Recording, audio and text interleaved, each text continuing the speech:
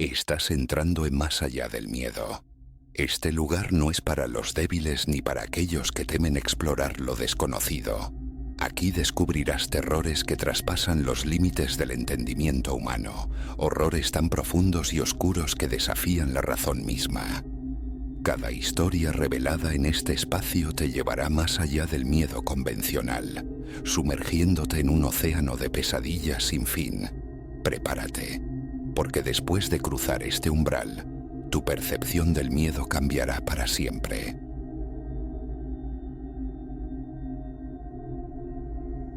This waking fever dream, born of plaster dust and stripped floorboards, was never the intended outcome of improving our home. Yet here I perch, kitchen chair cold beneath me at 3 in the morning, the familiar weight of a baseball bat heavy in my hands, straining to decipher the impossible ascent of footsteps on the stairs. Louder now, each night carving deeper grooves into the silence, sharper, nearer, and woven through them, the voices. It began innocuous enough, merely 3 weeks past, when Eleanor and I plunged into the long-deferred metamorphosis of our 1940s colonial.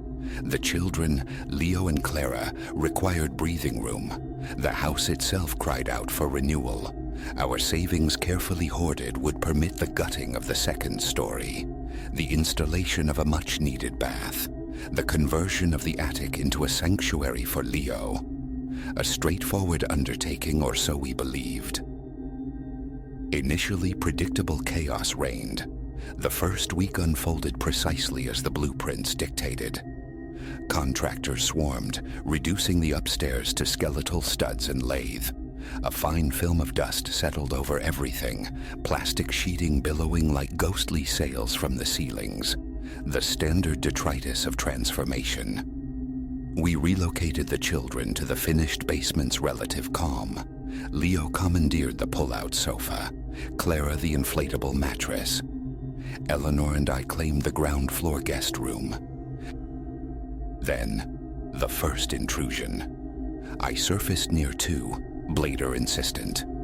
Crossing the hall toward the downstairs bath, my path intersected the stairwell leading upward, and I heard it, the unmistakable cadence of footfalls on naked wood. Measured, deliberate. Creak, creak, creak. Ascending.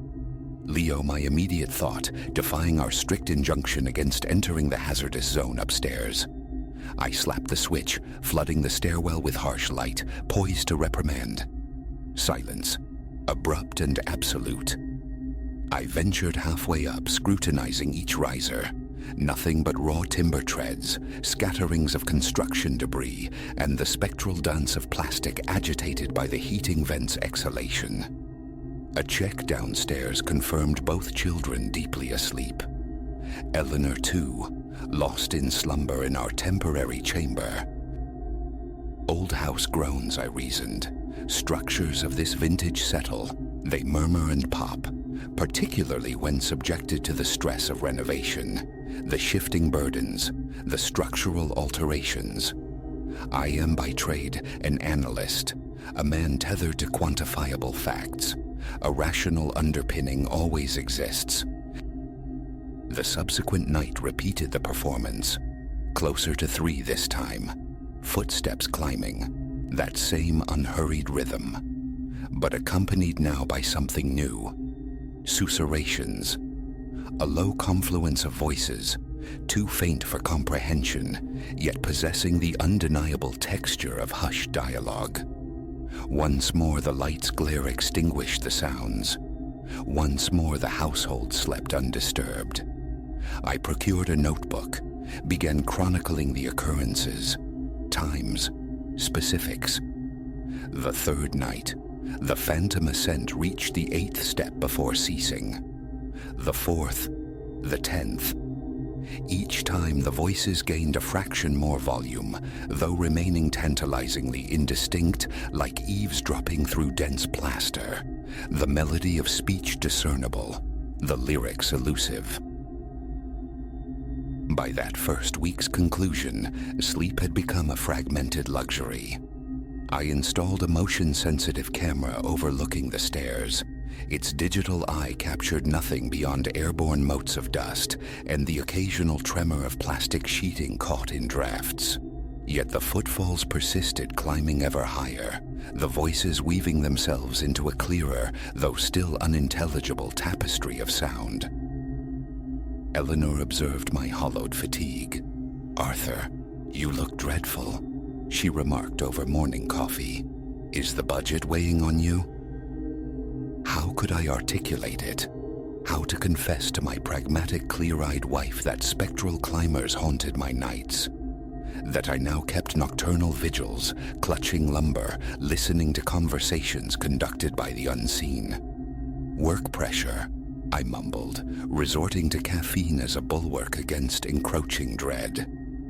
I adopted my kitchen post, waiting. The footsteps never failed their appointment.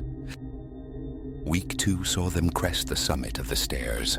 The voices sharpened, coalescing occasionally into graspable fragments.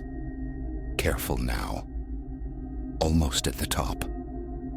Help them. Utterly mundane phrases. Conversational. The sort exchanged by people navigating darkness together. Nothing overtly menacing. No chilling undertones. A normalcy that somehow amplified the horror. Driven, I delved into the property's lineage. County archives revealed only the prosaic. Erected in 47 for the Ashworths, a young family. Transferred in 63 to the Fairchilds, then the Graysons in 85. We acquired it from the Grayson estate in 2019. No documented fatalities on site. No whiff of tragedy. Just an ordinary suburban dwelling passing through ordinary hands. Yet the climb continued, the dialogue persisted, and now the illumination of the stairwell no longer guaranteed silence. Last night marked a new threshold of dread. Ensconced in my kitchen vigil, the familiar sequence commenced. 3:17 a.m., my notebook attested. The first riser groaned, then the second. The customary murmurs unfurled. Mine the loose board.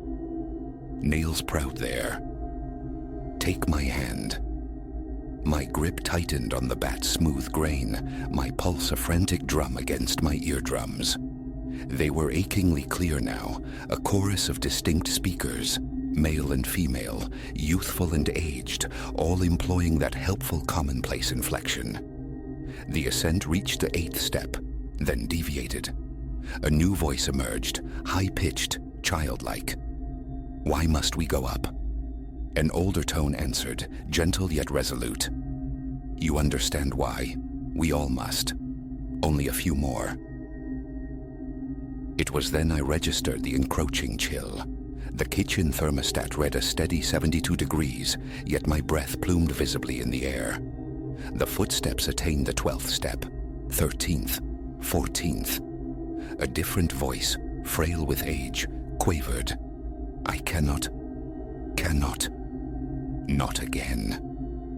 You must, as must we all, every night until..." The sentence dissolved unfinished. They reached the landing, the top stair, and this time, crucially, they did not halt. I heard them moving, multiple sets of feet scuffing through the debris on the second floor. Instinct propelled me forward before conscious thought could intervene. Flashlight clutched, bat raised, I charged the stairs. The beam sliced through the plastic drapery, painting frantic shadows. The sounds progressed toward the attic access, undeniable on the exposed plywood subfloor. And then I saw them, footprints materializing in the fine layer of construction dust. Not simultaneously but sequentially, as if impressed by invisible souls. Diminutive prints, like a child's, the heavy tread of work boots, the slender outline of women's shoes, all converging on the attic stairs. I followed. What alternative remained? 2 weeks I'd spent as their unwilling audience. Understanding became a necessity. The attic access was rudimentary, a simple wooden ladder angled against the opening. The footprints marched directly to its base, then ceased. The voices enveloped me, immediate, intimate, as if the speakers stood inches away. Time to ascend. Fear not. It is required of us all. Each night until completion, until all are gathered above. The ladder groaned, though not under my weight. I remained rooted below. Something unseen was climbing, the dust on the rungs disturbed by phantom pressure. That's when the flight instinct finally conquered paralysis. Back down the stairs I scrambled, back to the dubious sanctuary of the kitchen, back to this notebook, my hand still trembling as I write. It is 4:45 a.m. The nocturnal procession has concluded for now, but their return is a certainty. They always return, and they are no longer confined to the staircase. They traverse the house, drawing nearer. Eleanor's inquiries about my state grow more frequent, more concerned. The contractors remark on my pallor. Leo speaks of unsettling noises that steal his sleep. Even Clara, typically impervious in slumber, murmurs about people talking in the night. Logic dictates I reveal everything to Eleanor, present the notebook with its meticulous entries, show her the camera footage of dust stirred by unseen passage. But the fear of disbelief paralyzes me. What if she deems me fractured by stress? What if she flees with the children? So I persist in my solitary watch, listening to the climb, deciphering the ever-clarifying voices, feeling the temperature plummet and the dust particles dance, sensing the encroaching presence of what should not be. A presence no longer satisfied with merely ascending the stairs. The renovation nears its end. Another week, perhaps two, the foreman estimates. I suspect we haven't that much time. The voices declared it. Every night until it's done. Until what is done. Until they attain their unseen summit. Until they achieve their obscure objective. Or until they claim what or who they seek. Last night I heard Clara weeping in the basement. Not from fright or nightmare, but talking in her sleep. I don't want to climb. Please don't make me climb the stairs. Leo has begun sleepwalking, found thrice this week standing at the foot of the stairs, gazing into the upper darkness. He remembers nothing upon waking. And Eleanor. Yesterday morning I discovered her staring up the attic ladder, her mug of coffee cooling forgotten in her hand. When questioned, she murmured, I thought someone called my name, asked me to come up. So here I sit, bat, flashlight, notebook filled with nonsensical truths. The restoration is almost complete. New floors gleam, fresh paint dries on pristine walls. Soon we are meant to reintegrate, to resume normalcy within these walls. But I know the footsteps will echo, the voices will beckon, and one night soon, they will not pause at the landing. They will continue calling, urging us to climb into whatever abyss awaits in the shadowed space above. They are starting now. First step. Second. The nightly susurrus commences. But tonight feels different. Tonight they are uttering a name. My name. I should flee. Gather my family and abandon this house to its spectral occupants. But my limbs are leaden, because beneath the terror, beneath the crushing fatigue, beneath the rational mind screaming impossibility, resides a small treacherous kernel of self that yearns to answer, that needs to discover what lies above, that comprehends on some primal level that the ascent is, eventually, inevitable for us all. The footsteps draw closer. The voices resonate with chilling clarity, and tonight I fear I will finally learn their destination.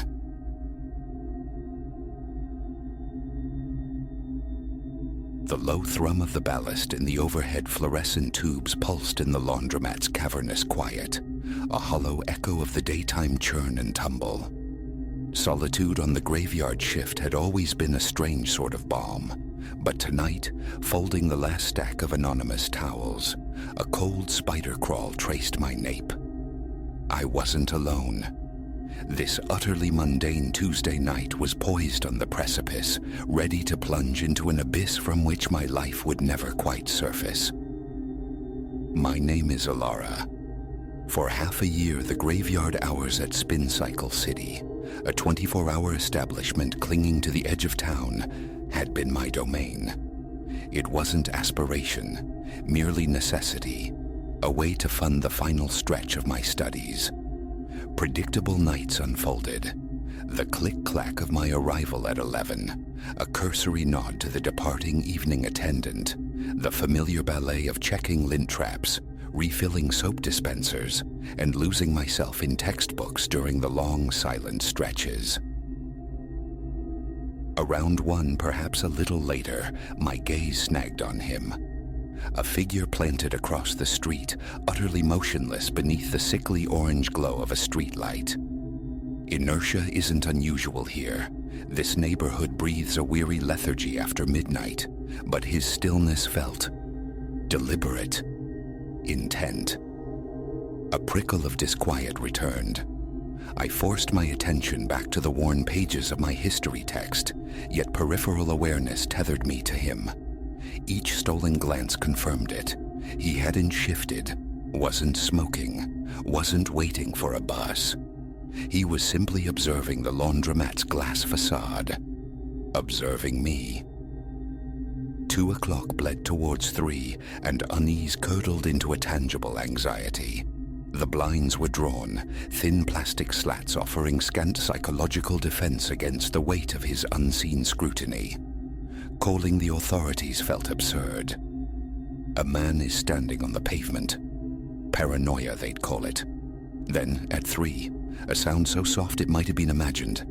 Tap, tap, tap, against the front door's reinforced glass. My heart slammed against my ribs. Slowly, dread coiling in my gut, I turned. He was there. Face pressed close, eyes wide, unnervingly vacant in the fluorescent glare. "We're closed," I managed, the words catching in my dry throat. "Opening hours are on the sign." No flicker of response, no movement save the rise and fall of his chest. Just that unwavering stare. My fingers, slick with sudden sweat, fumbled for my phone, hovering over the emergency contact. Then his voice, muffled by the glass but sharp with chilling clarity, sliced through the silence.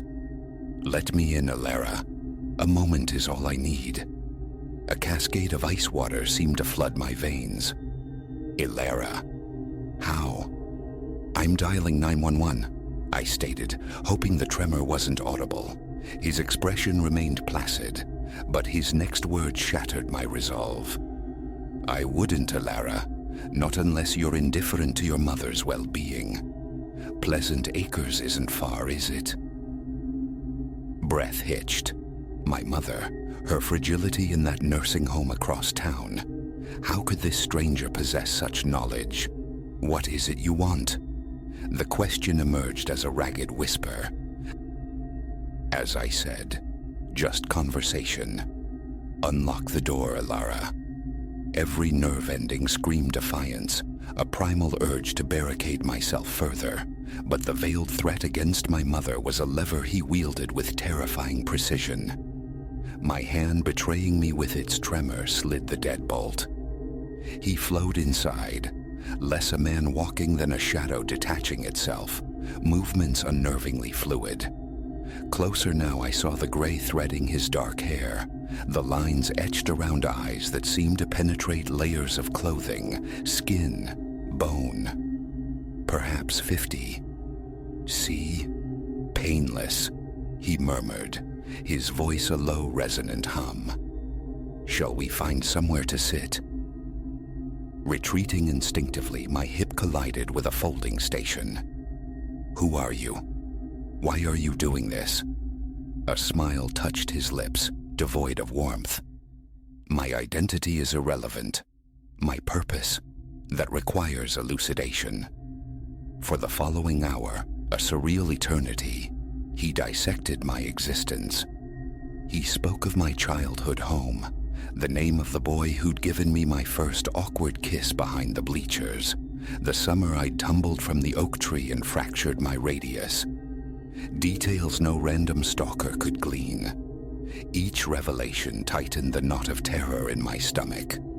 This wasn't random. He had excavated my life. Why? The word tore itself from my throat. Why pick me? In the harsh, sterile light, his eyes seemed to acquire a faint internal luminosity. Because you, Ilara, possess something unique, something I require. Before the question what could form, he moved with startling velocity.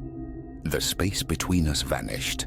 His hand clamped onto my upper arm, a sharp sting followed, and the laundromat began to tilt and blur at the edges.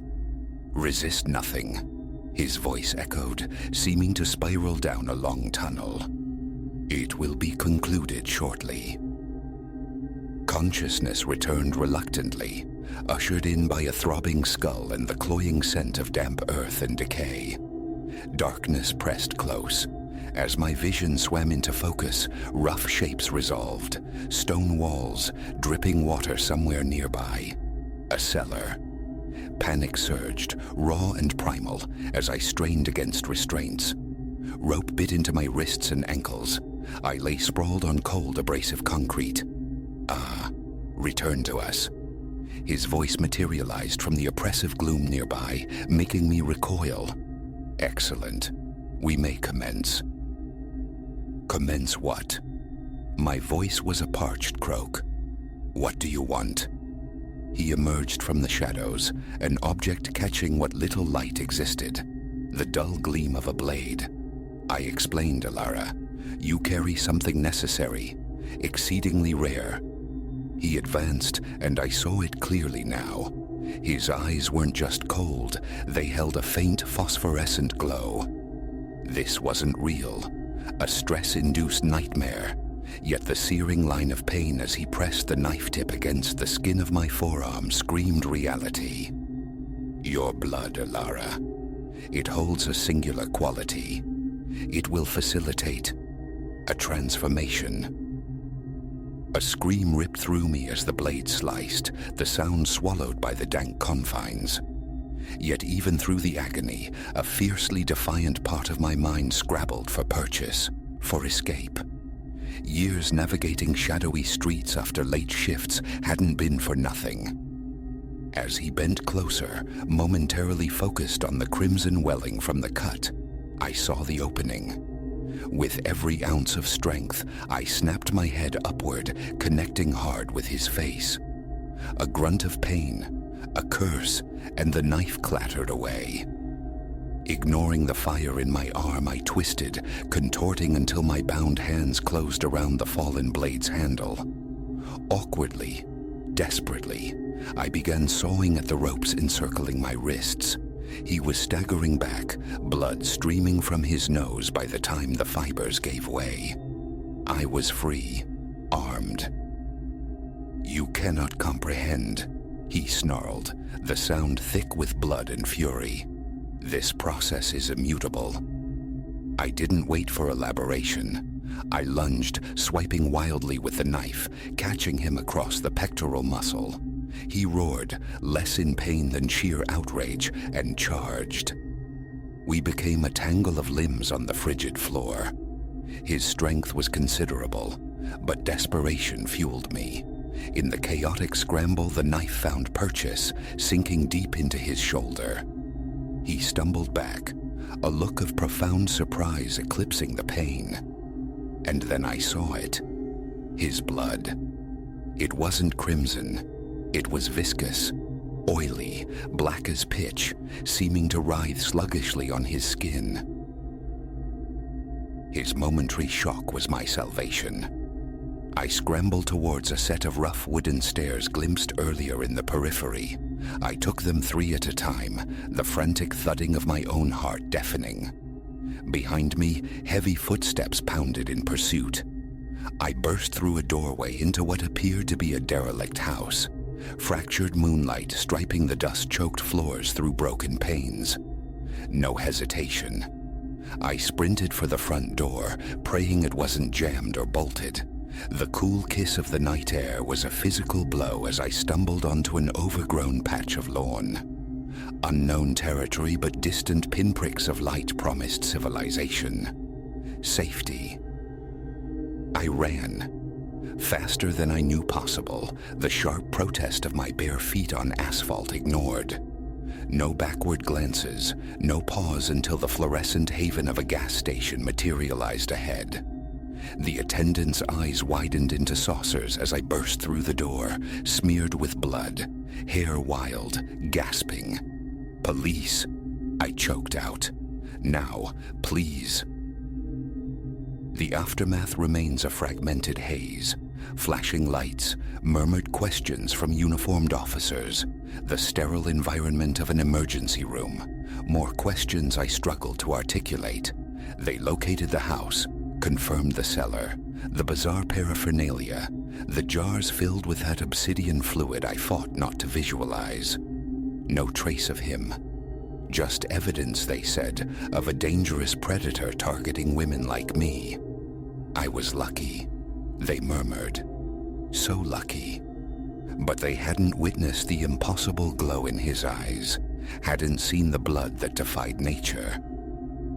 Spin Cycle City is a memory. I reside in a different city now, under a different sky. Yet the sensation lingers, that cold crawl of awareness on my neck. It isn't finished. Whatever he was, whatever metamorphosis he sought, it persists. Out there, watching, waiting. So, I remain vigilant. Krav Maga classes, motion sensors, reinforced locks, layers of defense. More crucially, I heed the whispers of instinct now.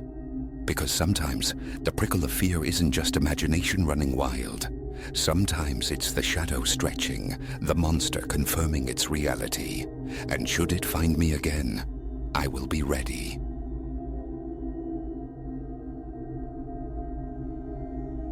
The precise instant the rhythm behind me fractured, diverging from the echo of my own solitary footfalls, I understood. This midnight traverse was dissolving into a waking dread. Retreat, however, was already a forgotten option. Nocturne has always been my domain, the city's quietude after sundown a preferred companion. Hence the nocturnal runs. Streets lay surrendered, air crisped, the day's frantic pulse softened to a distant urban murmur punctuated by the sparse lament of an urban owl.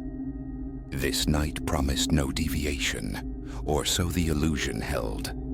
Sneakers laced tight, earbuds nested, I stepped into the autumn chill. A sovereign moon presided, lavishing long skeletal shadows across the pavement, bathing the familiar in an ethereal, almost unnerving luminescence. My customary circuit commenced, guiding me toward the arboreal heart of the city, the park. Lampposts overhead pulsed erratically as I passed beneath, their stuttering light a stroboscope distorting the periphery. Habit had numbed me to this visual static. My focus remained inward, tethered to the metronome of breath, the percussive beat of soles on concrete. Only upon breaching the park's perimeter did a dissonance register. Usually this expanse lay quiescent at such an hour, claimed only by the occasional bench-bound sleeper or a solitary dog walker trailing their charge. Tonight, though, felt altered. The atmosphere itself seemed dense, vibrating with an unidentifiable charge. A tremor of unease dismissed. I blamed it on the looming marathon, the persistent thrum of anticipation that had frayed my nerves for days. I accelerated, breath pluming rhythmically as I navigated the curve around the grand central fountain. And then, I registered it. A cadence, fractionally out of step with mine. A glance cast backward revealed nothing but moon-drenched emptiness, a tapestry of shadow and light. Frowning, I moderated my pace. The pursuing rhythm slowed in perfect sympathy, my heart already laboring vaulted higher. Paranoia. I insisted silently. An acoustic trick, imagination's phantoms. Yet rounding the subsequent bend, the sound solidified, grew louder, undeniably separate. I halted abruptly, pivoting to face my unseen follower. Nothing. The path stretched behind me, vacant and mute. Only my own ragged inhalations and the city's far-off drone disturbed the silence. Is someone there? My voice, thin and brittle, was swallowed by the park's vastness. No answer came. I stood suspended, ears straining against the quiet, seeking any betraying rustle. Only leaves stirred by a gentle current of air, the distant yelp of a canine. With a dismissive shake of my head, I turned, resuming my run. Instantly, the footfalls returned, faster now, imbued with urgency, as if closing the distance. Panic, cold and absolute, clamped down. I surged into a sprint, feet hammering the asphalt, racing for the park's egress. The pursuing steps matched my flight, amplifying with every desperate stride. I risked another backward look. My blood turned to ice. There, hovering at the edge of vision, a silhouette solidified against the gloom. Too distant for features, yet its effortless pace, mirroring mine, was terrifyingly clear. Harder I ran, lungs searing, muscles protesting. Escape the park, reach the comparative sanctuary of illuminated streets. That was the imperative. Yet irrespective of my velocity, the pursuit remained constant, never lagging, never quite overtaking. Approaching the park exit, a sharp stitch lanced my side, forcing a slight falter. The steps drew nearer. Heavy respiration, not my own, rasped just behind me. I erupted through the park gates onto the sidewalk, nearly cannoning into a startled couple leashed to their dog. A breathless apology escaped me as I flew past, not daring to decelerate or look back. "Hey, everything all right?" The man's voice trailed after me, but I was already dissolving into the distance. Directionless flight ensued, a chaotic weave through the urban labyrinth, seeking to shed my pursuer. But the footfalls persisted, sometimes receding faintly, a deceptive lull only to surge back, suddenly immediate, practically treading on my heels. My thoughts raced in tandem with my feet. Who was this? Why? No one suspicious had marked my departure from the apartment. Had they lurked within the park, waiting? The speculation unleashed a fresh wave of terror. A narrow alley beckoned, a potential shortcut, a grave miscalculation. Deeper than anticipated, the passage was plunged into profound darkness, towering brick walls strangling the meager moonlight. Midway, my foot caught. Refuse, a discarded crate, impossible to discern. And I pitched forward. The impact with the rough asphalt was brutal, abrading palms and knees. I lay momentarily stunned, breath knocked from me. Then I heard it. The footsteps, now slow, deliberate, entering the alley's mouth. I scrambled upright, ignoring the stinging pain. Turning to flee, I confronted the stark horror of a dead end. A high chain-link fence barred the way. The footsteps advanced. I spun, pressing my back against the unyielding mesh. "Who's there?" I yelled, injecting a false bravado into my trembling voice. "Stop. I've alerted the police." Silence answered, only the steady, inexorable approach. Frantically, my gaze swept the debris for a makeshift weapon, a fractured length of pipe amidst the trash. I seized it, brandishing it defensively. "Stay back." The cry was ragged. "I have something." The footsteps ceased. A protracted silence hung heavy. Then gradually a figure coalesced from the shadows near the alley entrance. My grip on the pipe became bone-white as it drew nearer. The dimness obscured all detail, rendering it a mere silhouette, tall, imbued with menace. It halted several feet away, close enough for me to discern its breathing, measured, unhurried, utterly incongruous with the preceding chase. "What is it you want?" I managed, the tremor in my voice betraying my attempted fortitude. The figure inclined its head, an almost inquisitive gesture. Then stunningly it spoke. "I want you to wake up, Ilara." Confusion fogged my mind. "What?" "Wake up," it reiterated, the voice now strangely resonant, familiar. "This is a nightmare." Abruptly, the alley began to waver, its edges blurring, dissolving. The figure before me seemed to contract, losing its threatening stature. A hand settled on my shoulder, shaking gently. "Ilara, sweetheart, wake up. You're having a bad dream." My eyes flew open with a sharp intake of breath. I bolted upright in bed. Liam sat beside me, his expression etched with concern. "You okay?" he asked, his hand rubbing my back with soothing pressure. "You were tossing, muttering." Disoriented, I scanned the room. Our bedroom. Soft morning light filtered through the blinds. No shadowed alleys, no relentless pursuer, only the mundane comfort of home. Nightmare, I rasped. Running. Something chasing me. Liam gathered me into an embrace. "It's all right," he murmured against my hair. "You're safe. Just a dream." As the frantic hammering in my chest began to subside, I nodded, releasing a shaky exhalation. "Yeah, just a dream." Yet as Liam rose to fetch coffee, a residual disquiet clung to me. The dream's texture had been fiercely authentic, hyper-real. Those footsteps still reverberated in the echo chamber of my mind. Slipping out of bed, I drifted to the window, parting the curtain to survey the tranquil street below. Normality reigned. Dog walkers ambled, early joggers traced their paths, a delivery van navigated its route.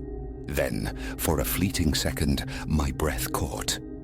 A shape, motionless on the opposite pavement, gaze seemingly fixed on my window. I blinked. It vanished. Imagination, I chided myself, letting the curtain fall shut. Residual phantoms from the nightmare.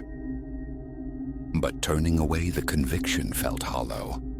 Because for that infinitesimal moment, the figure had possessed a chilling familiarity. It mirrored the silhouette from the alley. I shook my head, attempting to dispel the final vestiges of sleep and fear. "Just a dream," I repeated inwardly. "Just a dream." Yet some deeper instinct remained unconvinced, and as I moved toward the kitchen, toward Liam and the promise of coffee, I found myself listening intently, listening for a rhythm that wasn't my own.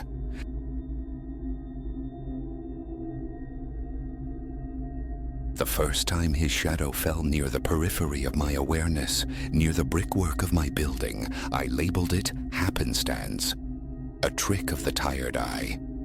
The third time, the label peeled away, revealing the stark truth beneath.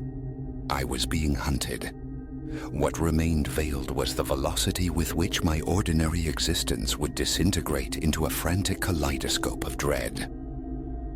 It began under a Tuesday sky, bruised purple by the setting sun. I remember the ache in my bones, the residue of a relentless shift tending to the fragile lives at St. Jude's.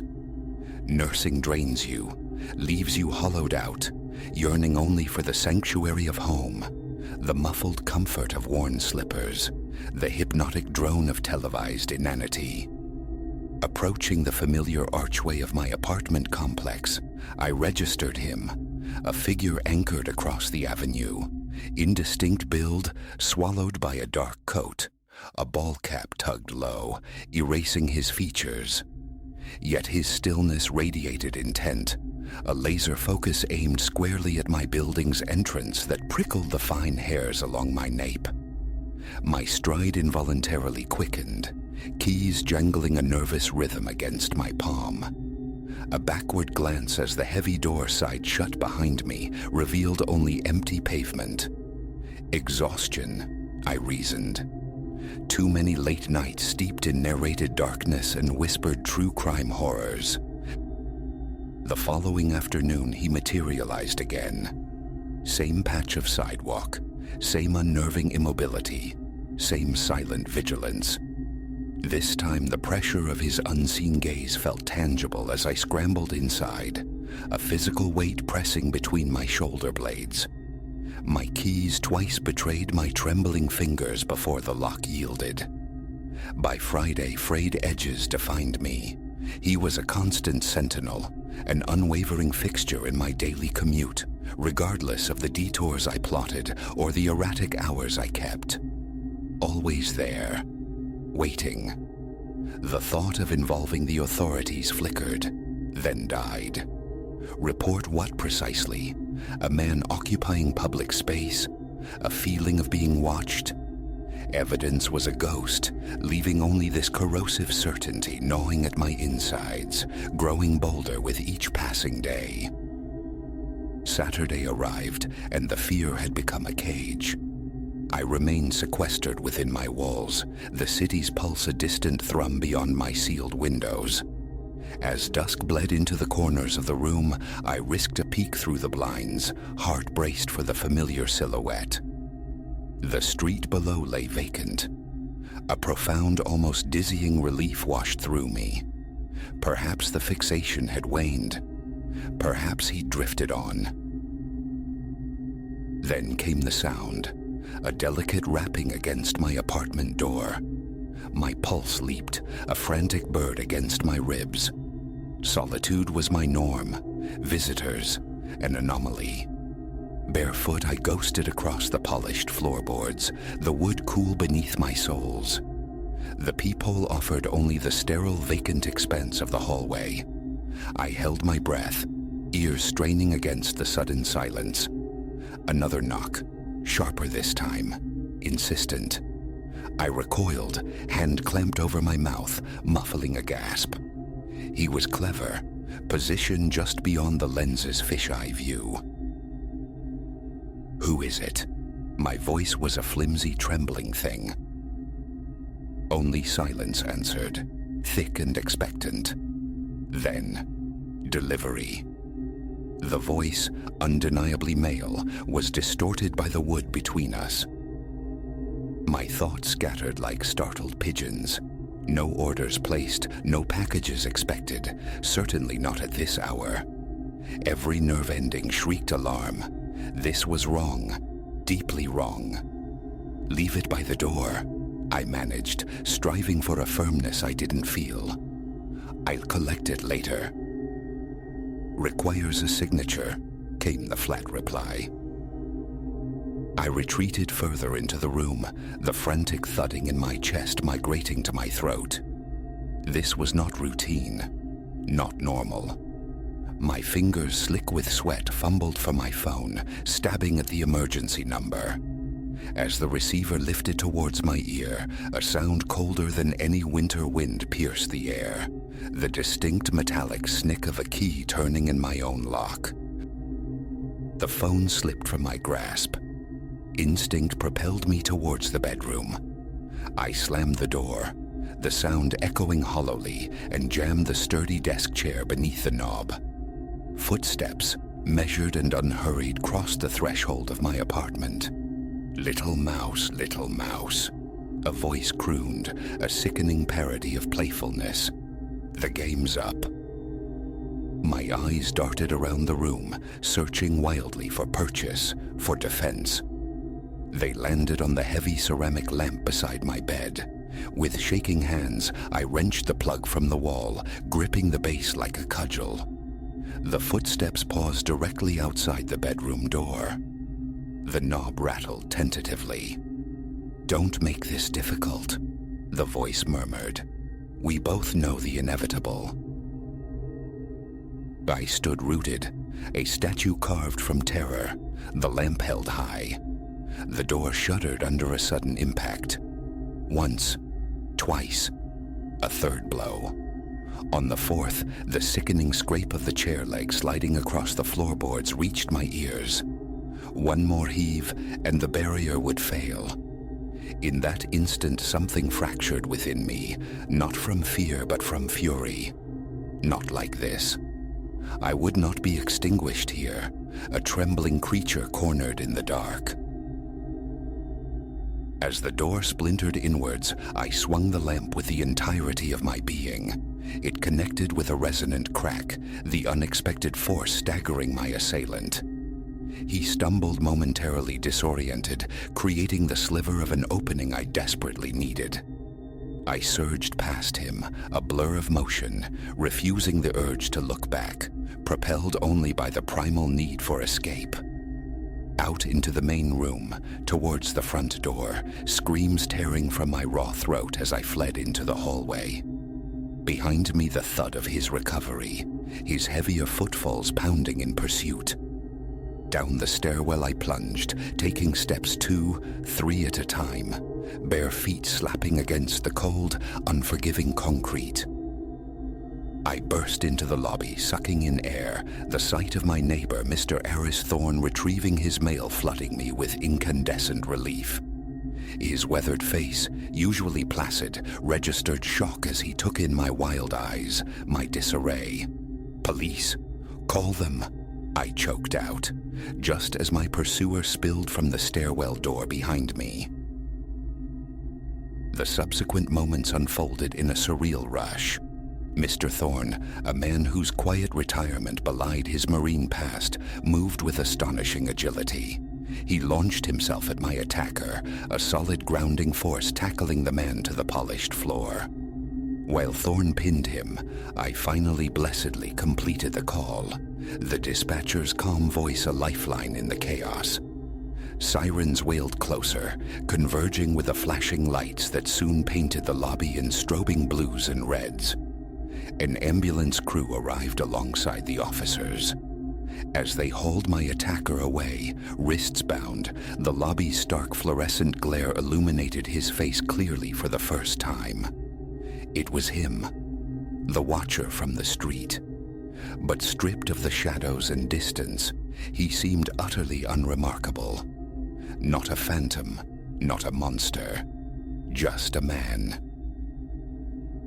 Later, detectives would piece together the grim narrative.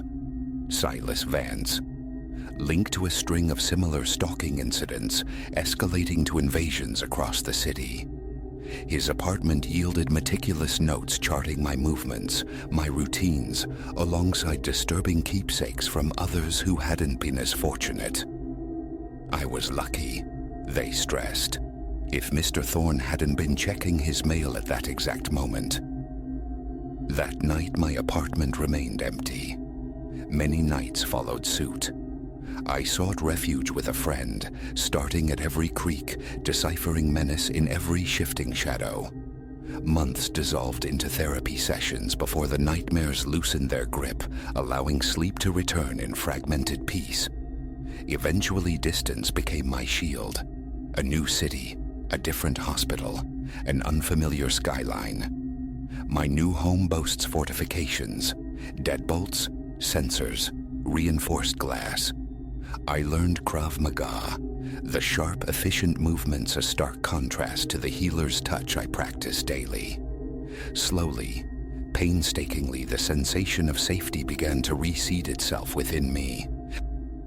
Yet sometimes, walking home under the cloak of night, a figure lingering on a distant corner, or footsteps falling into rhythm just behind me, will trigger the old cascade. The fear resurfaces, sharp and immediate, a phantom limb aching with remembered trauma. The world, I now understand, holds sharp teeth unseen. Predators exist, viewing vulnerability as invitation. But I also learned the contours of my own strength, a resilience forged in terror. I endured. I retaliated. And should the universe ever pit me against such darkness again, I will not be found wanting. Because this is the indelible mark of being hunted, of surviving that specific terror. It irrevocably alters you. You can surrender, allow the fear to constrict your world into a pinprick of light. Or you can harness it. Let it sharpen your senses, fuel your vigilance. I chose the latter path. I refuse the mantle of victimhood. One man's warped obsession will not author the remainder of my story. Yes, the glance over the shoulder persists. Yes, the locks are checked, then checked again. But alongside the caution, there is life, laughter, connection. Fear does not win. And to the man who cast me as prey, you miscalculated. You stole my sense of security for a season, but my life, my spirit, my resolve, these remain unbroken. In your attempt to shatter me, you inadvertently tempered me into something stronger. So watch from whatever cage holds you now. The fear is no longer mine. It should be yours.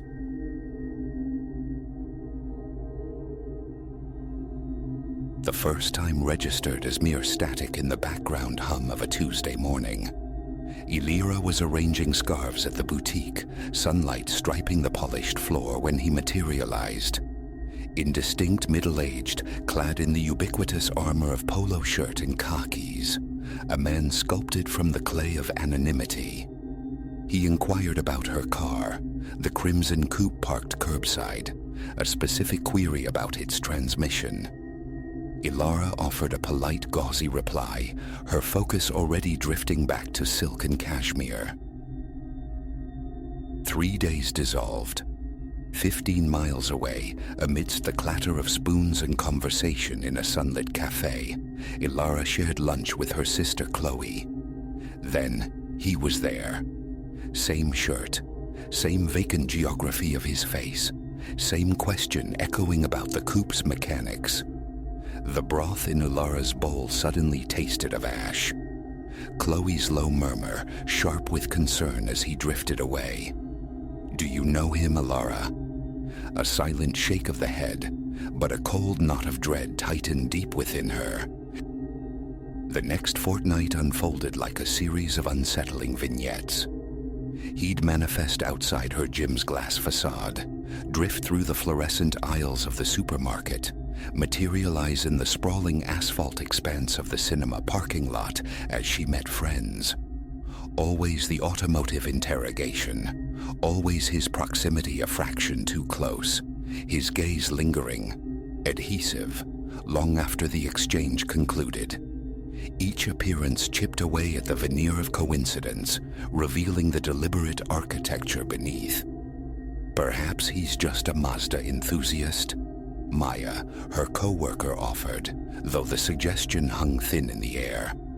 Yet Maya began escorting Ilara to her car after closing, her phone subtly angled to capture his license plate when his bland sedan reappeared, a silent sentinel in their lot. His inquiries began to meander, tracing new paths. Now, the name of her mechanic, the location for oil changes, the specific arteries of her commute. Each question felt like a pinprick on an unseen map, charting the topography of her existence. When Ilara offered fabricated answers, a smile, thin, knowing, bloodless, would crease his lips. She started weaving variations into her daily tapestry. Unfamiliar roads, different grocers, cafes chosen at random. Yet the pattern held. In a bookstore she'd never entered, nestled between shelves of forgotten poets, he surfaced, querying fuel efficiency. Amidst the fragrant chaos of a garden center 30 miles from her doorstep, he emerged from behind a fortress of rose bushes, wondering about her preferred tire brand. The police listened, logged a report, but their hands were tied by the absence of overt threats, of laws explicitly fractured. Document everything, they advised. Alter your routines. Stay vigilant. Ilara downloaded a personal safety beacon, broadcasting her coordinates to family, to friends. Chloe helped install vigilant electronic eyes at her apartment threshold. At the boutique, Maya orchestrated a buddy system for breaks and the final locking of doors. Friends wove a net of check-ins, ensuring solitude was a fleeting state. Still he appeared, his questions gaining a quiet insistence, that smile never warming the Arctic landscape of his eyes. One evening, immersed in the pre-sale ritual of inventory, the boutique's quiet amplifying the late hour, Ilara glanced through the window. His car sat across the street, a lump of shadow under the sodium lamps. Hours he'd been there, watching. Maya's car was beside Ilara's crimson coupe, a familiar shape, but Maya herself had departed an hour prior, catching a ride with Liam. As Ilara turned the key in the lock, a sharp click in the stillness, he unfolded himself from his vehicle. Beautiful night. His voice carried across the asphalt, unnervingly casual as he approached. Perfect for a drive. How's that transmission performing? Her hands trembled, betraying her as she fumbled with her keys, but she anchored her voice, forcing steadiness. My brother's meeting me. He's police. She lied, the words feeling brittle. Due any second. A flicker of hesitation crossed his features before the empty smile returned. Just being neighborly, he offered, but a new sharpness honed the edge of his tone. Funny thing, my own transmission's been acting up. Thought we might compare notes. At that instant, headlights scythed across the parking lot. Liam hadn't left. He'd been waiting, just out of sight. His engine rumbled reassuringly as he pulled alongside Ilara. Everything all right here? Thorne recoiled slightly, hands lifting in a parody of surrender. Just talking cars, he murmured, but his eyes remained fixed on Ilara, an intensity that felt like a physical touch, cold and invasive. He retreated to his sedan and merged with the night, leaving behind a silence thick with unspoken menace. The following day, Ilara sought the shield of the law, filing for a restraining order. The accumulated weight of evidence, photographs, time-stamped locations, witness accounts from Chloe and Maya, formed an undeniable narrative. The judge granted the order, a formal decree on paper. Yet paper offers consequence, not impenetrable defense. News rippled through the network of local shops. Proprietors and staff exchanged descriptions, alerts, warnings. The boutique fortified its gaze with upgraded cameras. The cafe posted notices about vigilance, training its team to recognize the subtle signatures of stalking. Ilara enrolled in a self-defense course at the community center, absorbing not just physical maneuvers but the psychology of boundary defense, the critical importance of trusting visceral intuition. Politeness is never currency for safety, the instructor stressed, her words a necessary recalibration. Chloe suggested selling the crimson coupe, erasing the focal point. Ilara refused. If I dismantle my life piece by piece, he wins, she countered. Instead, she had the vehicle meticulously swept for tracking devices, its windows obscured with a dark tint. A dash cam, facing both forward and back, became its new silent witness. Small acts of reclamation, of control asserted. The restraining order held mostly.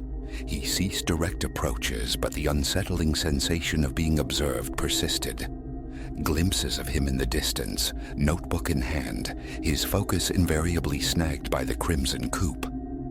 The police acknowledged the pattern, increasing patrols along her known routes, though proving intent remained elusive. Other women began to murmur similar stories, not always of Thorn, but of others like him. Men who weaponized mundane questions, who stretched common interests into cloaks for obsession. A fragile network formed, woven from shared experiences, mutual support. The boutique, once just a place of commerce, began hosting monthly workshops on safety, transforming anxiety into shared knowledge.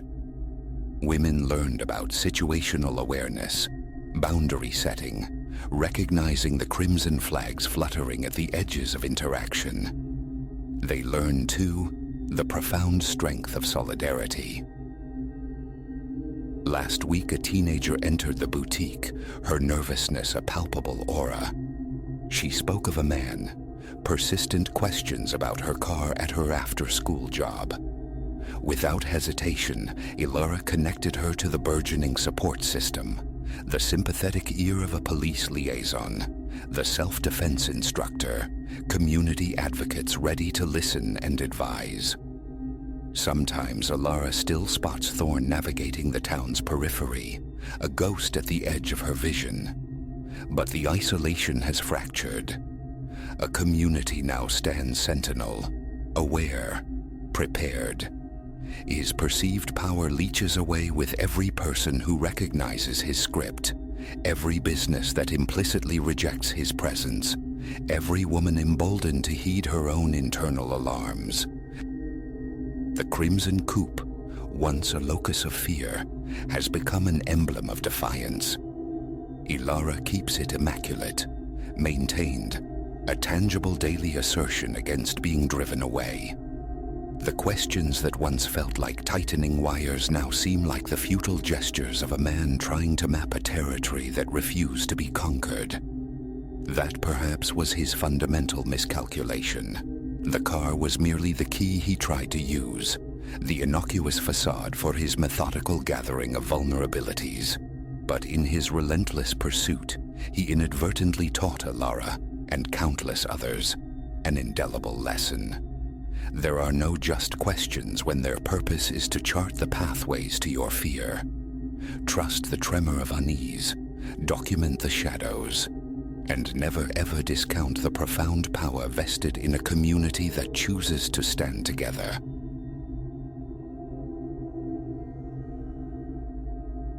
A tremor at the edge of sight, swift, depthless, the first.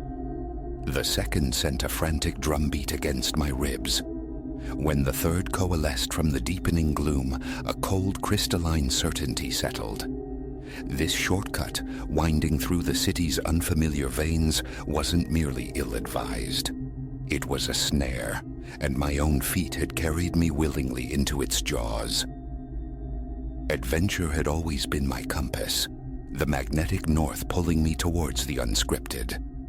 As a lens-bound storyteller, Ilara Vance, I haunted strange corners at strange hours, a hunter of fugitive light. That evening promised nothing more extraordinary. New commission, new metropolis, and whispers of an unparalleled perch for capturing the sunset bleeding over the steel and glass horizon. Directions came laced with warnings.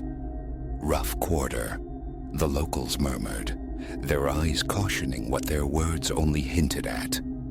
Such concerns were familiar static, easily tuned out. I'd navigated plenty of twilight zones unscathed. Already the sun was a molten coin slipping into the earth's pocket as I threaded the labyrinthine alleys. Light bled away, leaving elongated specters in its wake, transforming mundane refuse into crouching beasts.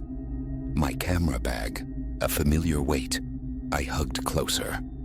Reflex, not apprehension. Not yet. Only when I plunged into one particularly tight passage, a fissure between brick behemoths, did the primal awareness prickle, the unmistakable sensation of being observed. A glance backward revealed only receding emptiness, stained concrete and decay. Dismissing the phantom touch, I pushed onward. Then, the first flicker.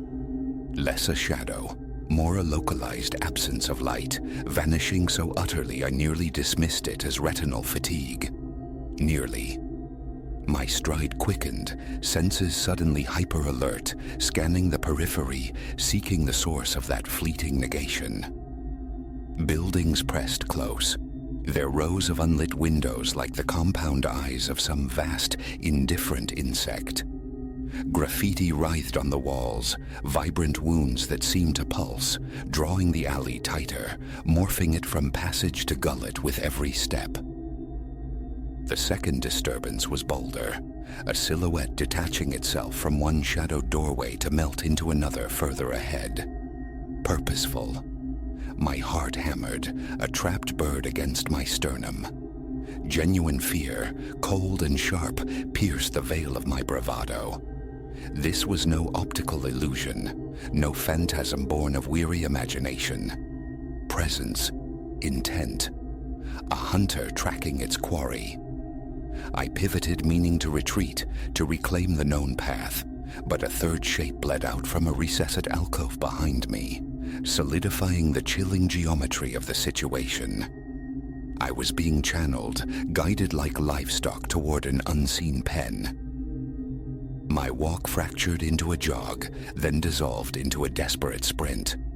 Footfalls now, not imagined but sharp, distinct claps echoing off the claustrophobic walls. Multiple sets, converging, their rhythm a tightening net. I took erratic turns, hoping to fracture their pursuit, but each new artery was a clone of the last. Narrow, squalid, rife with potential ambushes. My lungs burned with corrosive air.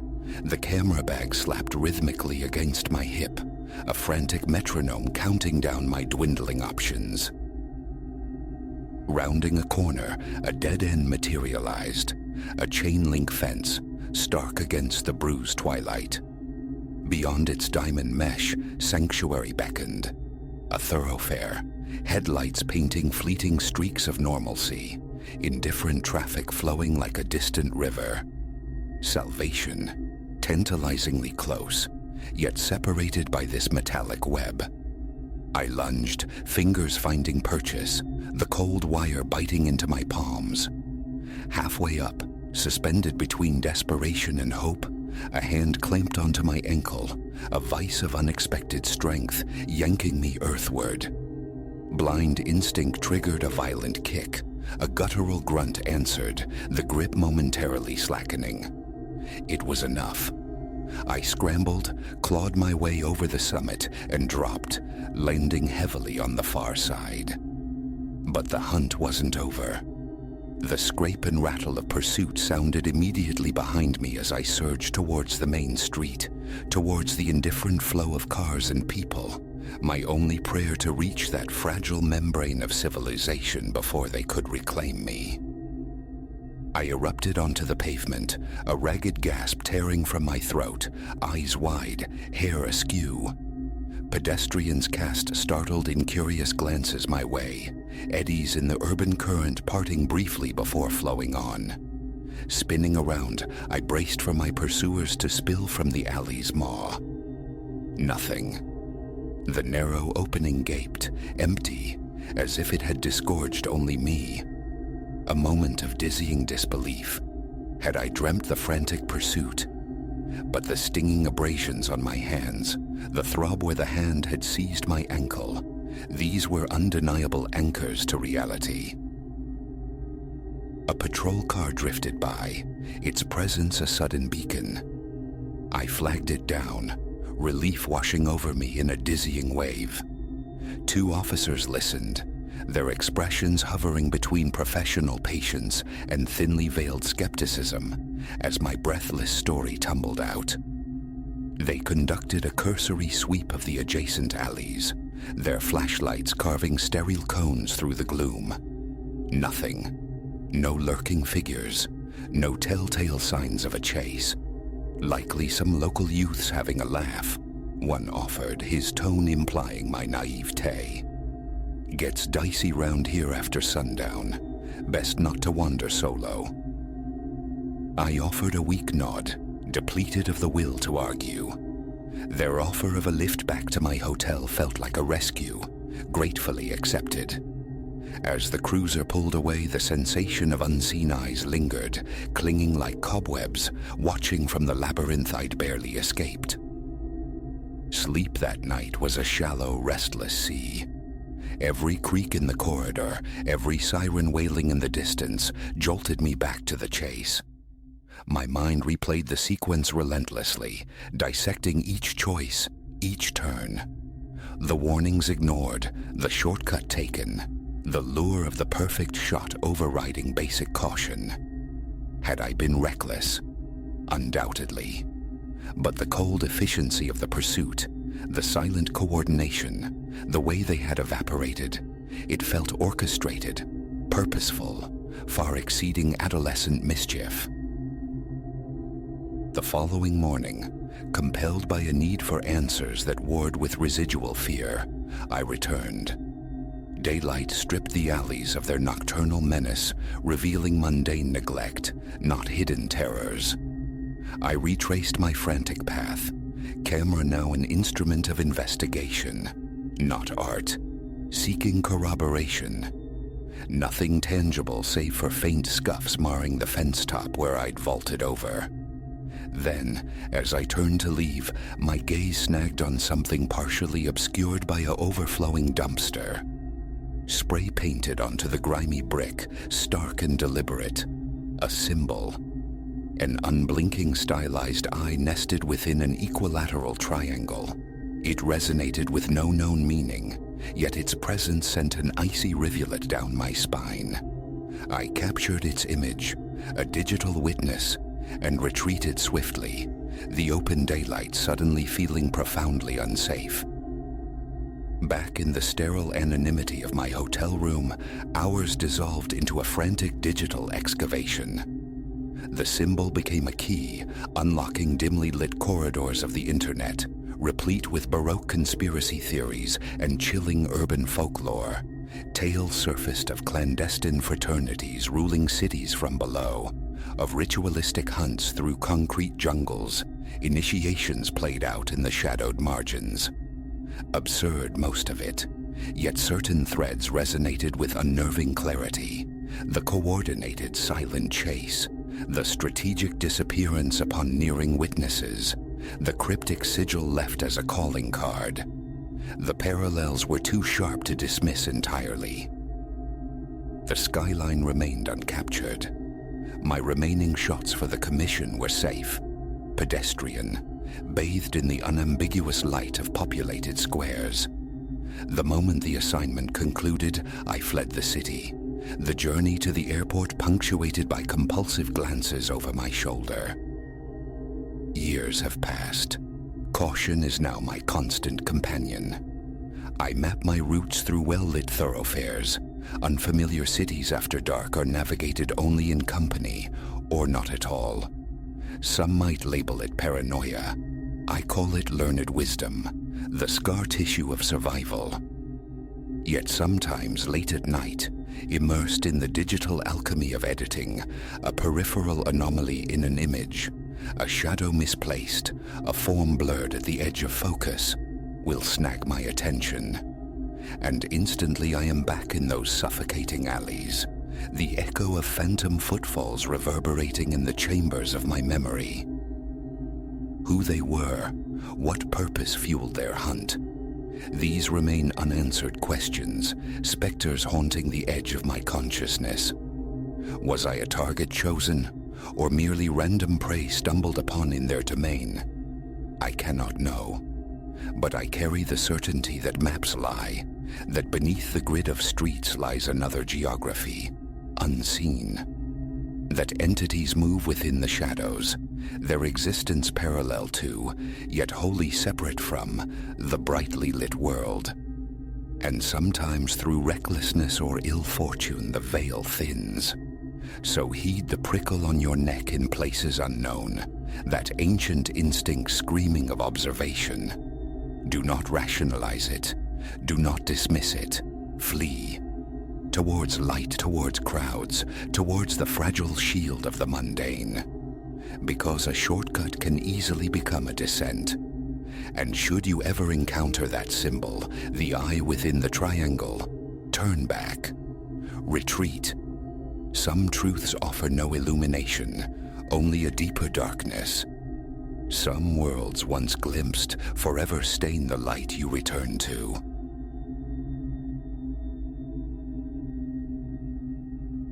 Primal awareness often bypasses reason, a whisper beneath the conscious hum. One moment, Ilara moved through the woods, adrift in the familiar symphony, pine-scented air, the percussive crunch of fallen leaves under her boots. Then, abruptly, the harmony fractured. Not a sound, not a sight, but an internal dissonance, a sudden prickling wrongness she couldn't name but felt deep in her bones. Solitude was her chosen companion on these excursions, particularly within this untamed sanctuary, blessedly free from tourist throngs. Here nature breathed undisturbed. This slender ribbon of path, absent from any Park Service chart, was a secret Ilara had stumbled upon weeks prior, a deviation beckoning deeper into the arboreal heart.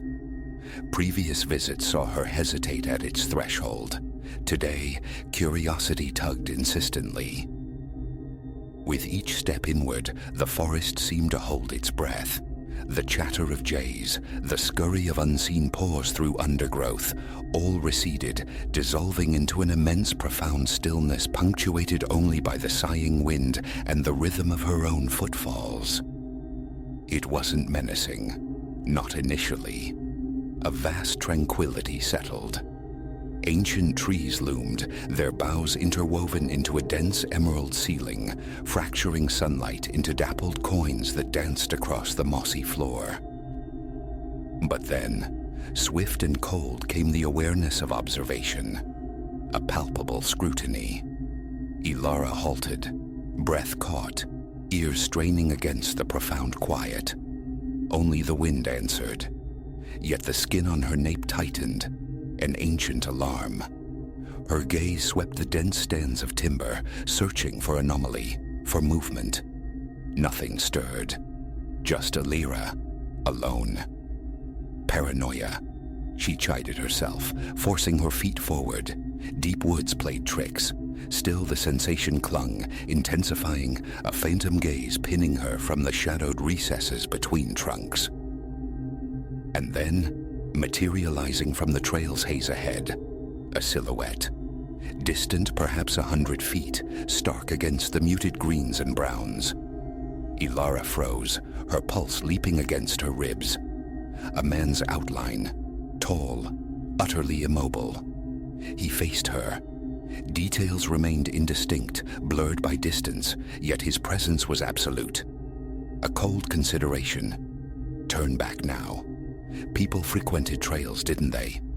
But this felt different. The stillness was profound, unnatural, statue-like, and his arrival, silent. No warning crunch of leaves, no snapped twig. A hesitant hand lifted, a wave meant to convey casual normalcy. Hello? Her voice, amplified by the silence, sounded thin, fragile. Silence answered. He remained fixed, a sentinel on the path. She could feel rather than see the weight of his unseen stare. Her gut clenched, screaming retreat, but her limbs felt leaden. Just a hiker, she reasoned desperately, disoriented perhaps. Yet doubt coiled tight. Slowly testing the air, Ilara risked a single step forward, then another. In perfect synchrony, as if tethered by an invisible thread, the figure advanced a step. She stopped. He stopped. Ice traced her spine. She stepped back. He mirrored the retreat. Forward again. Her heart hammered a frantic rhythm against her sternum. Understanding eluded her, but the imperative was clear. Escape. Ilara pivoted, her pace urgent, striding rapidly back along the winding path. She resisted the urge to look back, focusing on the ground ahead, but the feeling of pursuit, relentless and unnerving, pressed close. After moments that stretched thin, she risked a glance over her shoulder. Through the flickering gaps between trees. Yes, He followed, distant still, but undeniably closer. His gait was unhurried, measured, yet inexorable. Her quick walk dissolved into a jog, then a desperate, lung-searing sprint. Rationality fled, instinct governed. She tore down the trail, a frantic figure fleeing an unseen horror, the woods blurring past. The path coiled like a serpent. She lost sight of him momentarily, but the chilling certainty of his presence remained, a cold weight on her back. Her breath came in ragged gasps, legs screaming protest. The main trail felt an eternity away. Then, abruptly, she erupted from the dense woods onto the wider, familiar track, collapsing against a tree, desperate for air. Lungs ablaze, heart a painful drum against her ribs. She spun around, bracing for his emergence from the shadowed tree line. But the narrow path behind her lay empty. Only trees swaying with deceptive gentleness. No figure, no footsteps. Vanished as if dissolved into the very air. She lingered only a moment, gulping air, mind reeling. Imagined, nerves frayed. No, the memory was too visceral, too real. He was there. He had followed. She didn't wait for answers, practically running the remaining distance to the deserted lot. Inside her car, doors locked with trembling hands, the key scratched against the ignition. The engine roared to life, a comforting sound in the sudden silence. As she sped away, the rearview mirror became an obsession, scanned constantly for a lone figure standing sentinel at the edge of the trees. Nothing. The road behind remained starkly empty. Yet miles melted away, and still the sensation persisted. A phantom passenger, eyes fixed on the back of her neck. Sleep offered little respite in the following days. The encounter replayed itself, a chilling loop behind her eyes. She tried to rationalize, a prankster perhaps, someone deliberately menacing. But the core of the experience defied logic. The absolute silence, the robotic mirroring, the sheer wrongness of his presence. It felt less human, more elemental. A week hence, needing validation, needing the ordinary light of day to dispel the shadows, Ilara returned, this time with Reese. They kept to the main sun-dappled routes. The park seemed benign, welcoming. But as they approached the junction where the hidden path should have diverged, Ilara stopped short. She walked to the precise spot, searching the undergrowth. Nothing. No faint track, no subtle parting in the foliage. The woods presented an unbroken, impenetrable wall. It was simply gone, as if the earth itself had erased it. Reese eyed her, puzzled. "You sure this was the place?" he inquired gently. Ilara nodded, a cold dread settling in her stomach. She was certain. That path had existed. She had walked it. And now, like the figure who haunted it, it had vanished without a trace.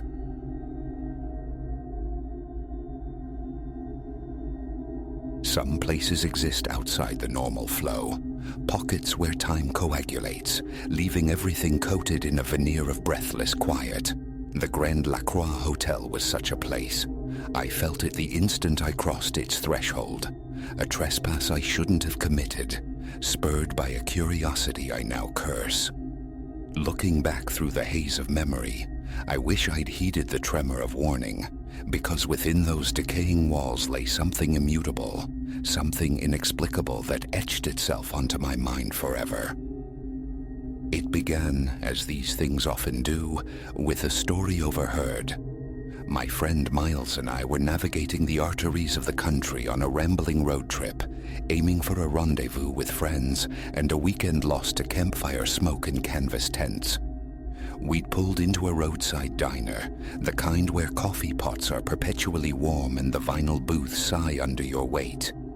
It was there, amidst the clatter of cutlery and low conversation, that the seed was planted. Our waitress, A woman whose eyes held the weary map of too many long shifts mentioned the hotel offhandedly as she topped up our water glasses. Forsaken for generations, she'd said, perched on the lip of a small forgotten lake just beyond the town limits. A jewel of the roaring 20s, apparently, until something happened. A vague, unspoken blight that led to its abandonment, leaving it to the slow consumption of nature and time. Miles, whose appetite for the unusual was insatiable, lit up immediately. "We have to see it," he declared, a familiar glint of reckless adventure in his eyes. My own enthusiasm was considerably more muted. The waitress hadn't just described a ruin, she'd spoken of it with a hushed reverence usually reserved for graveyards or local tragedies, a secret best left undisturbed. But Miles, persuasive as ever, pressed. "Leo, come on. An adventure before the adventure. We've got hours till sunset. Imagine what we might find." Against the insistent thrum of my own intuition, I relented with a shrug. What harm could lurk in mere bricks and mortar, however old? Famous last thoughts. We found the turnoff as dusk began to bleed into the sky, following the waitress's remembered directions. The road narrowed, becoming a tunnel carved through dense woods, branches interlacing overhead like skeletal fingers. With each mile the world grew quieter, the hum of the main road dissolving into the sibilant whisper of wind through leaves. And then, the Grand La Croix materialized from the trees. It was immense, a Gothic silhouette against the bruised twilight, its grandeur ravaged by neglect. The facade crumbled, windows gaped like empty sockets, sections of the roof sagged inward. Ivy and opportunistic weeds scaled the walls, tendrils clutching at broken balustrades. Yet it was the lake that truly arrested me. Visible through a screen of trees behind the hotel, its surface was preternaturally smooth, a perfect obsidian mirror reflecting the deepening gloom. No ripples marred its face, no gentle lapping against the shore, an absolute unnerving stillness. It felt as though the water itself was suspended, holding its breath in anticipation. Miles, oblivious, was already out of the car, striding towards the main entrance with the eagerness of a treasure hunter. A shiver traced its way down my spine as I glanced again at the glassine lake, but the thought of being left alone out here was worse. I hurried after him. To our surprise, the heavy main doors yielded with a groan of protesting hinges. Inside, the air was a palpable entity, thick with the dust of ages and the damp, earthy scent of decay. It smelled like a place that had forgotten the touch of living breath. The lobby was cavernous, dominated by a sweeping staircase and the ghostly skeleton of a colossal chandelier overhead, dripping crystal tears onto the debris-strewn floor below. Wallpaper patterned with faded opulence, peeled away in strips, revealing the lath and plaster bones beneath. Broken furniture lay scattered like casualties of a long-forgotten riot. It was the expected tableau of abandonment, yet underscored by an atmospheric pressure, a sense of occupancy, as if the very walls retained echoes they refused to release. Our footsteps were swallowed by the oppressive silence as we moved through the lobby. Miles, ever buoyant, snapped photos with his phone, pointing towards darkened doorways, suggesting routes of exploration. I tried to mirror his excitement, but a knot of dread tightened in my stomach with every step deeper into the hotel's heart. The air seemed to thicken, resisting passage, and each small sound, the crunch of glass underfoot, the sigh of a draft, lingered unnaturally. We ascended the grand staircase, the ancient wood groaning under our combined weight. Upstairs, corridors stretched into shadow, flanked by guest rooms with doors askew or missing entirely. The wallpaper here was a mere ghost of its former self, bleached by time and neglect. Miles was eager to investigate the rooms, but my attention snagged on something else. A single imposing door at the far end of the hallway. It was closed, larger than the others, possessing an air of finality that felt distinct.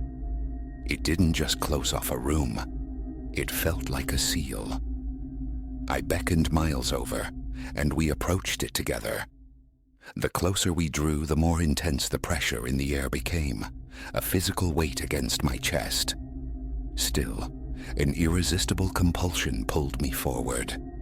I had to see beyond that threshold. Miles reached it first, his hand closing over the tarnished brass knob. It turned with a loud, definitive click. The door swung inward ponderously, revealing not a guest suite, but a vast ballroom. Immense windows tall enough to walk through lined one wall, though they were opaque with decades of grime. High above, another chandelier, twin to the one in the lobby, hung shrouded in dust and cobwebs. The parquet floor was littered with the detritus of forgotten galas, overturned chairs, splintered tables, and in the far corner, a skeletal grand piano, its keys yellowed like old teeth. But the room's state of decay wasn't what stopped my breath. It was the figures. Standing near the filthy windows, their backs to us, were 5 shapes. Initially, my mind registered them as mannequins or perhaps bizarre sculptures left behind. They were utterly still, clad in clothing that whispered of the 1920s, their postures fixed, heads inclined slightly as if gazing out towards the unnervingly placid lake. Their stillness was absolute, perfect. Surely they couldn't be real. I opened my mouth to share this thought with Miles, a nervous laugh perhaps, but then one of them moved. A slight shift. My blood went cold. The figure's head turned, a slow, almost imperceptible rotation, just enough for me to glimpse a profile in the gloom. They weren't sculptures. The skin was the color of old parchment, stretched taut over bone, their fine old clothes hanging loosely. They stood there frozen mid-gesture, faces aimed towards the windows, towards the lake, as if caught in a perpetual moment of waiting. The one that had shifted didn't complete the turn. With the same glacial slowness, it returned its gaze to the view outside. Miles hadn't seen it. He was still surveying the ruined grandeur of the ballroom, lost in the discovery. My hand shot out, trembling, and clamped onto his arm, pulling him back towards the doorway. "Miles," I whispered, my voice a ragged thread against the sudden pounding in my ears. "We have to go. Now." He frowned, bewildered. "What? Why? We just found this place." "Look," I hissed, my nod directing him towards the silent assembly by the windows. His gaze followed mine, and I saw the color drain from his face as comprehension dawned. We stood paralyzed for a heartbeat, 2 statues mirroring the 5, watching them as they maintained their eerie vigil over the breathless lake.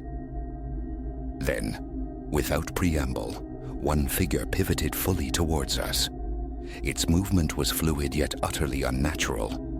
Its eyes were too wide, stretched in their sockets, its mouth slightly agape in a silent O of surprise or horror. And then, like a contagion, the others began to turn, one by one, heads swiveling on unseen mechanisms, their blank ancient faces fixing upon us. That's when the spell broke. We didn't just run. We exploded backward, scrambling through the doorway, down the corridor, stumbling down the grand staircase in a blind panic.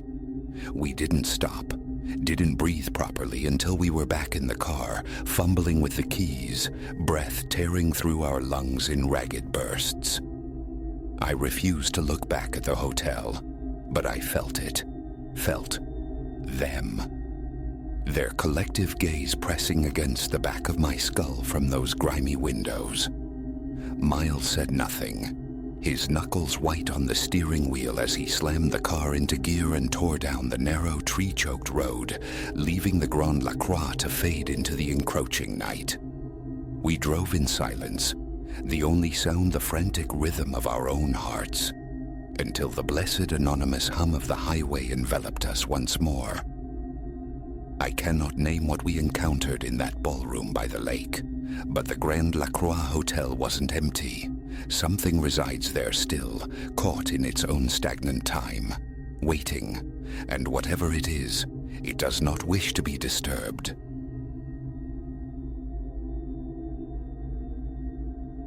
Sleep remained elusive, a phantom drifting just beyond reach.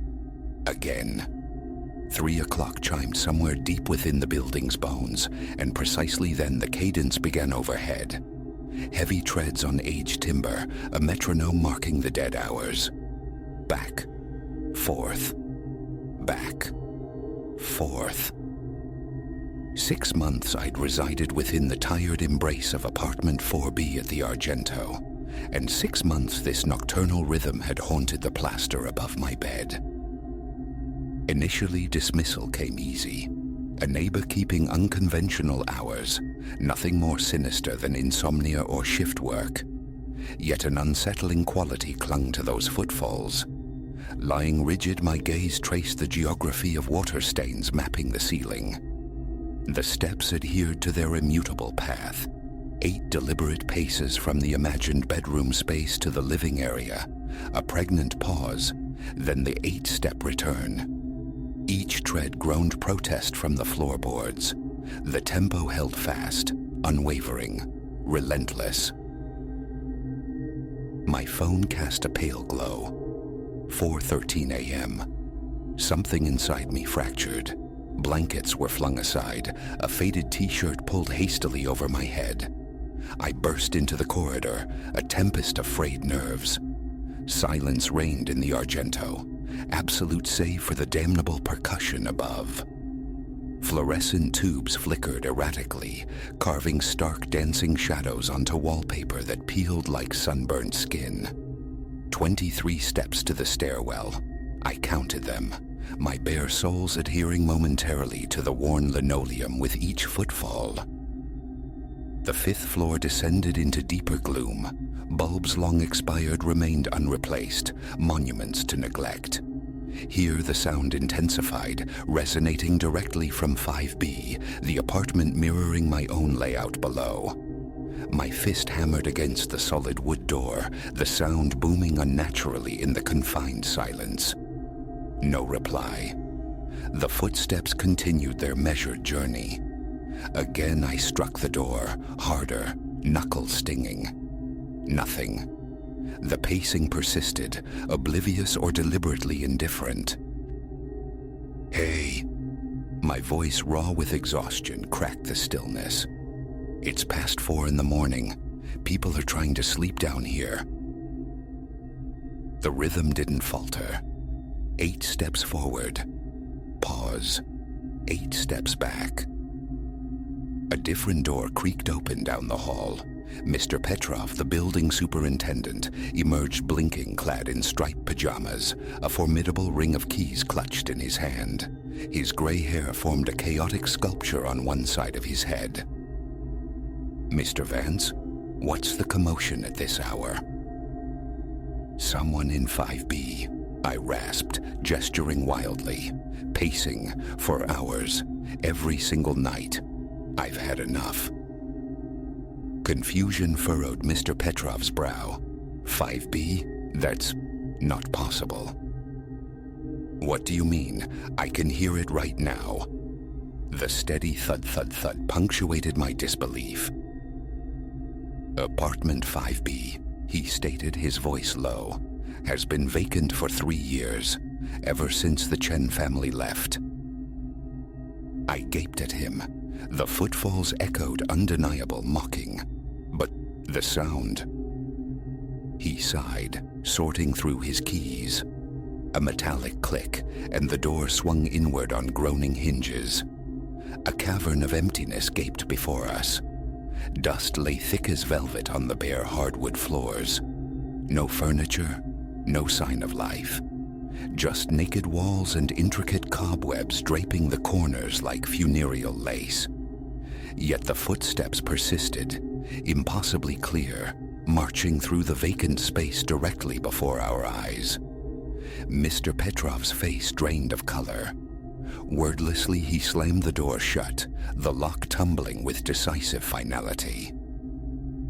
"The Chens," he murmured, a tremor in his voice. "Vanished overnight. No warning. Just gone. Left every stick of furniture. We had it hauled out." "Why did they leave?" I whispered. He shook his head, eyes fixed on the door. Spoke of disturbances, seeing things, hearing things. Mrs. Chen was beside herself, claimed the apartment itself was wrong somehow. I figured they were just trying to break the lease. He cast another haunted glance at the door. Perhaps they weren't fabricating after all. Retreating to my own apartment yielded no solace. Sleep was a forgotten country. My laptop screen glowed, illuminating a frantic search. The Argento, erected 1928. Its history seemed mundane, another pre-war edifice slumbering in a quiet neighborhood. Then a discovery, a brittle newspaper scan from 1956. Murder on the 5th floor. A man, Arthur Finch, had killed his wife in 5B before hanging himself in the bedroom. The article noted neighbor complaints preceding the tragedy. Sounds of violent arguments and later, incessant pacing throughout the night. Above me, the phantom march continued, 8 steps forward, pause, 8 steps back. The next day, feigning illness, I sought refuge in the hushed aisles of the public library. A helpful librarian unearthed more fragments of the Argento's troubled past. 1956, the first tenants after the murder fled within weeks, citing nocturnal footsteps. 1962, another abrupt departure. 1975, 1988, 1994, 2003, 2021, a chilling litany. Different lives, different eras, the same spectral complaint. Always the pacing. Some accounts mentioned more. Inexplicable cold patches, particularly in the bedroom. Objects shifting without cause. The disembodied sound of weeping. A woman in 94 swore she saw a man standing silently in her bedroom doorway, only to vanish when the light snapped on. The Chen family, according to a faded local news piece, had endured the longest. 8 months. Mrs. Chen corroborated the sightings of the man, a silent watcher lurking in corners. Their daughter developed a terror of her own room. Their son insisted someone sat on the edge of his bed in the darkness. Mr. Chen reported hearing faint whispers when alone. That night, the 3 a.m. ritual commenced anew. Lying awake, the knowledge reshaped the sound. Each step now felt freighted with intention, heavy with rage, thick with guilt. I pictured Arthur Finch, trapped in a loop of his final moments, eternally retracing his path. Sleep became an impossibility. Morning arrived gray and weary. I called the landlord, tendered my notice. He registered no surprise, offering a full security deposit return for a swift departure by week's end. Packing began immediately. While wrestling books into cardboard boxes, a flicker in my peripheral vision, a dark shape silhouetted in my bedroom doorway. I spun around. Nothing. A trick of the light, I rationalized, a mere shadow. Yet an undeniable chill permeated the room. That night the pattern fractured. The footsteps deviated from their established circuit. They moved deliberately towards the bedroom area above, towards the very spot Finch had committed murder. I clutched my blanket, a flimsy shield. The steps drew nearer, directly overhead, centering above my bed. Silence descended, a heavy, watchful quiet. Then a distinct sound, floorboards groaning under shifting weight, as if someone was slowly, deliberately turning in place. A terrifying certainty gripped me. Whatever resided upstairs was no longer pacing. It was listening, waiting. A soft thump emanated from the corner of my room. My head snapped towards the noise. In that fleeting instant I perceived it, a tall male figure sketched in shadow. Then, gone. Scrambling from bed, I fumbled for the light switch, my fingers trembling. The lamp flared, illuminating an empty corner. But the air remained thick, charged, like the moments before lightning splits the sky. The footsteps resumed, altered. They traversed from the spot above my bed directly to the corner where the figure had stood. 8 steps, the exact same count that had tormented me for months. Now, the terrible understanding dawned. It wasn't aimless pacing. It was a path. From the bedroom's heart to that specific corner. The precise distance required to carry a burden. Or a body. The remainder of the night was spent huddled in the cold confines of my car. Daylight brought renewed research. Arthur Finch had strangled his wife in their bed.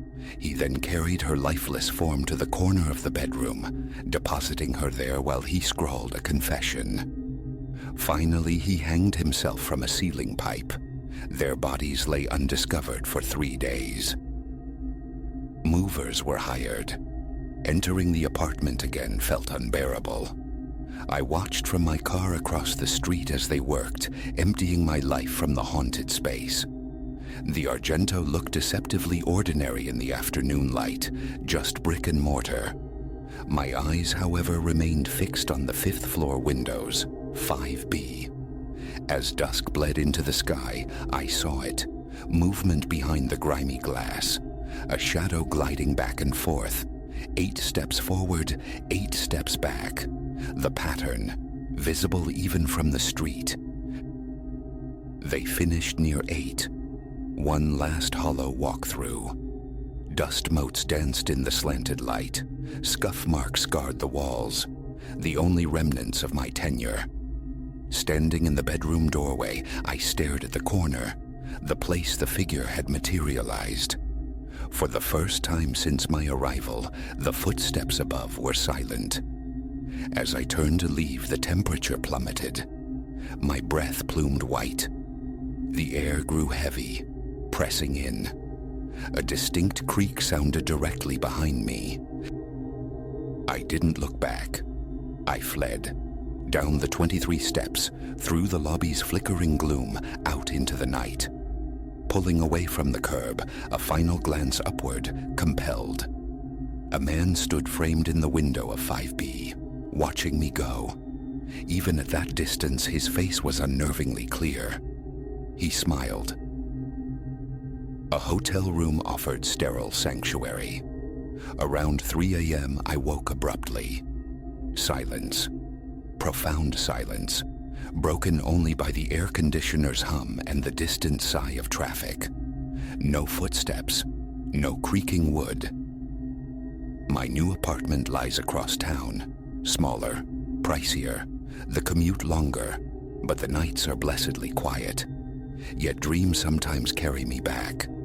8 steps forward, 8 steps back. In these nocturnal visions, I am no longer in my bed below. I am upstairs, inside 5B, observing the man pace. He cradles something heavy, wrapped. Upon reaching the corner, he turns, his gaze finding mine. He smiles. I checked the building records again last week. Since my departure, 3 different families attempted to inhabit 5B. None lasted beyond a month. The apartment stands empty once more, but sometimes, late at night, if you stand on the pavement below and tilt your head just so, you might discern a shadow drifting behind the dusty panes. 8 steps forward, 8 steps back. On repeat, until the dawn breaks. I drive past occasionally on nights when sleep refuses its comfort. My eyes invariably count upwards. 5B, often dark, but sometimes He is there, walking his eternal circuit. Once, he noticed my vigil. He paused at the window, raising a hand slowly as if greeting an old acquaintance. I don't drive by anymore. Mr. Petrov, the superintendent, resigned last month. A chance encounter in a coffee shop revealed a man aged beyond his years, exhaustion etched deep into his features. He confided that keeping tenants in 4B, my old apartment, had become impossible. The complaints were eerily familiar. Footsteps in the dead of night. Not from above this time, from the corners of the bedroom itself. Pacing, they said. 8 steps forward, 8 steps back. I asked him then if in all his years at the Argento, he had ever truly seen anything in 5B. He remained silent for a long moment, stirring his coffee endlessly. Finally, he spoke of the night he cleared out the Chen family's abandoned possessions. Alone in the apartment, dismantling a metal bed frame. He heard the footfalls behind him. Turning, he saw a man carrying a blanket-shrouded bundle. The figure walked to the corner, gently deposited its burden, and turned to face Mr. Petrov. Then, it smiled. Petrov dropped everything and ran. The building owner had to contract a specialized cleaning crew. They worked only in daylight, windows flung wide, every light blazing. Even so, 2 workers walked off the job before the apartment was finally bare. Months have passed since I last set foot near the Argento, but sometimes, in the deep quiet of my new apartment, when the city outside holds its breath, I fancy I hear it. A faint, distant cadence. 8 steps forward, 8 steps back. Imagination, I insist. Memory echoing in the hollows of my mind. Until last night. Waking sharply at 3 a.m. The air in my bedroom, thick and unnaturally cold. And there, coalescing in the corner, a familiar shadow. It lifted a hand, a slow, deliberate gesture of greeting. 8 steps forward, 8 steps back. I'm moving again next week.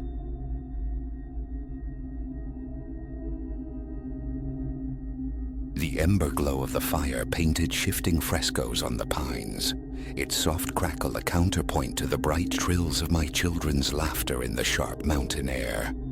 Our first night cocooned in the remote cabin, a haven spun from wood and solitude.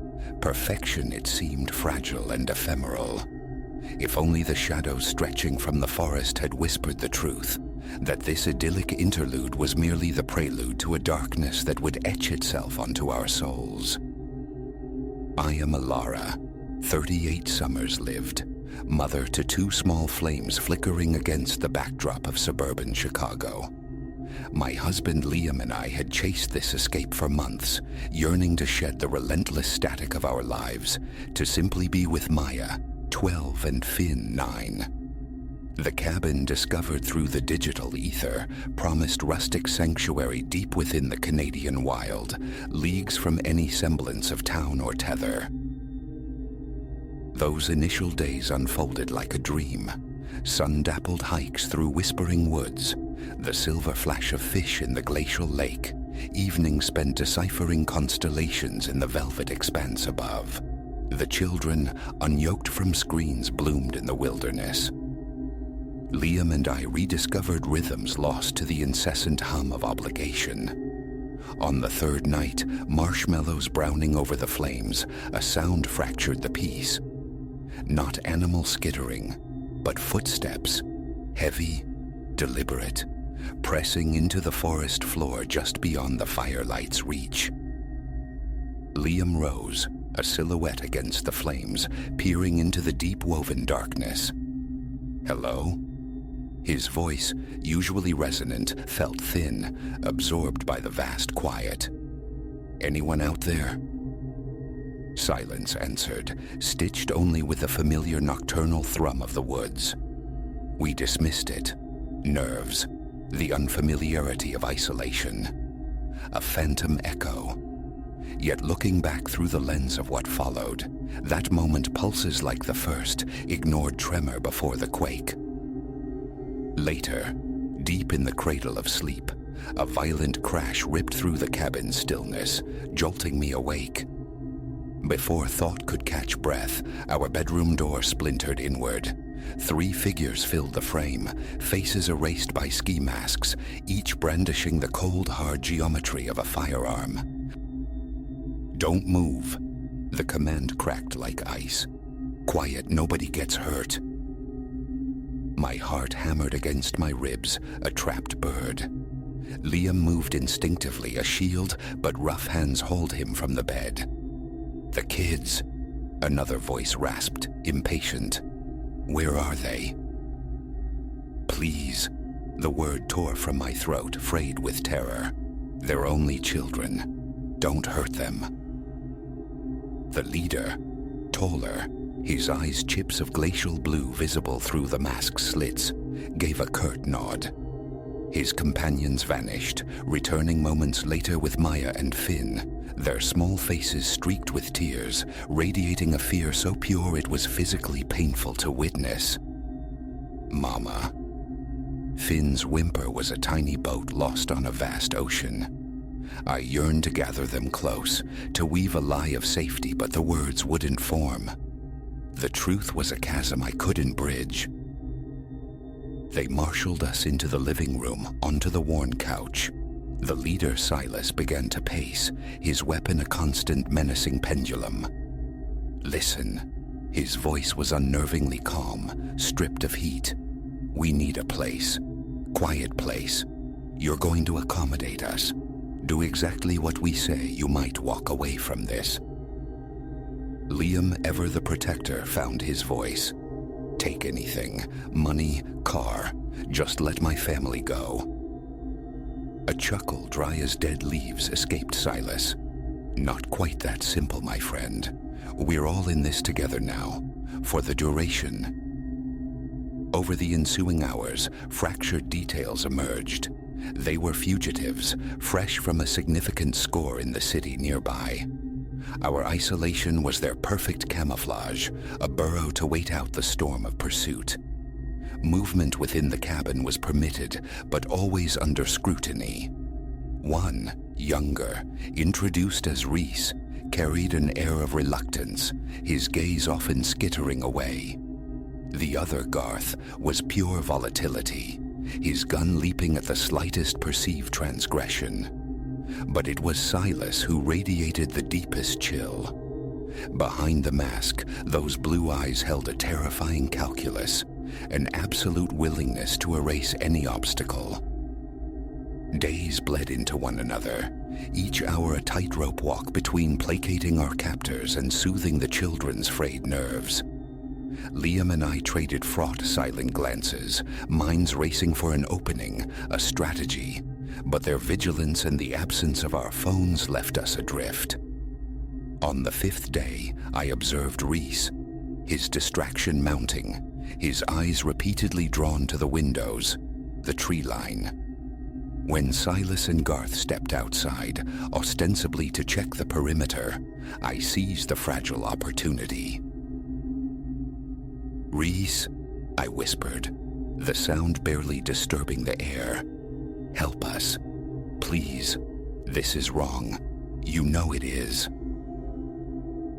He looked at me, conflict warring visibly in his posture, his eyes. "I can't. Silas. He'd kill me." "He might kill us all regardless," I pressed, desperation sharpening my voice. "If not for us, do it for them, for the children." Before he could answer, the others returned, but I saw it, a flicker, a disturbance in the current of his fear. A seed of dissent, however small, had found soil. That night, cloaked in the manufactured slumber of the others, Reese materialized beside me in the shadowed kitchen. "The back door," he breathed, words barely audible. "Unlocked. After midnight. Don't know anything about it." Adrenaline surged, cold and electric. A chance. A terrifying razor-thin chance. Failure was unthinkable. I woke Liam, conveying the plan through urgent gestures and fragmented whispers. Then gently we roused Maya and Finn, impressing upon them the absolute necessity of silence, a silence deeper than sleep. Each movement toward the back door was agonizingly slow, every creak of a floorboard magnified to the report of a rifle in the cabin's profound quiet. We reached the door, hope a frantic pulse in my throat, only to have it strangled by a voice from the hallway. Going somewhere? Silas stood there, bathed in the faint moonlight filtering through a window, his gun leveled. My heart plummeted. So close. Then, the unexpected. Reese stepped from the deeper shadows behind Silas, his own weapon raised, though his hand trembled slightly. Let them go, Silas. It's done. A standoff, thick with menace. Silas assessing the shift in power, Garth still oblivious in sleep, slowly, reluctantly lowered his gun. Big mistake, Reese, he snarled, venom dripping from the words. Only mistake was listening to you in the first place, Reese retorted, his voice gaining strength. He flicked his gaze towards us. Go, now. I'll handle this. We didn't hesitate. We burst through the unlocked door and plunged into the woods, the cold night air a shocking slap. Behind us, shouts erupted, the sickening thud of a struggle, but looking back was a luxury we couldn't afford. We ran, lungs burning, propelled by terror, until we collapsed in a small moon-drenched clearing. Catching our breath, the reality crashed in. Alive, free, but utterly lost. Miles of wilderness stretched around us, starless and unforgiving, without supplies, without direction. Liam took charge, his voice low but firm. Move. We have to keep moving. They could follow. We pressed on, navigating by the faint patterns of stars glimpsed through the canopy, pushing vaguely north, praying for a road, a light, any sign of civilization. The children stumbled with exhaustion, yet fear and adrenaline were relentless drivers. As the first hint of dawn bruised the eastern sky, the most beautiful sound imaginable reached us, the distant thrum of engines. We surged forward, breaking through the final tangle of undergrowth onto the improbable ribbon of a highway. Flagging down a passing transport truck felt like a miracle. The driver, Alistair, a man with kind eyes set in a weathered face, listened to our fragmented story, his initial shock giving way to decisive action. His cell phone summoned the authorities, and he drove us towards the sanctuary of the nearest town. The days that followed were a whirlwind. Police debriefings, medical evaluations, tear-choked calls to frantic relatives. We learned Reese had indeed subdued Silas and Garth, holding them until the cavalry arrived. His testimony corroborating ours sealed their fate. Driving home finally, the car felt like a sanctuary on wheels. The terror remained, a phantom limb still aching, leaving scars that time might soften but never erase. Yet tangled with the fear was an overwhelming gratitude for Reese's fractured conscience, for the improbable resilience of my children, for the simple human decency of Alistair. Above all, I marveled at the strength we'd unearthed within ourselves. Staring into the abyss, we hadn't blinked. We had fought. We had endured. We had escaped. Our family, already a tight weave, had been tempered in that crucible, emerging stronger, unbreakable. The cabin in the woods intended as an escape became an arena. But gazing at Liam, at Maya and Finn, exhausted but whole, beside me, I knew. Whatever life hurled at us now, we could withstand it. We had faced the nightmare and walked out into the dawn.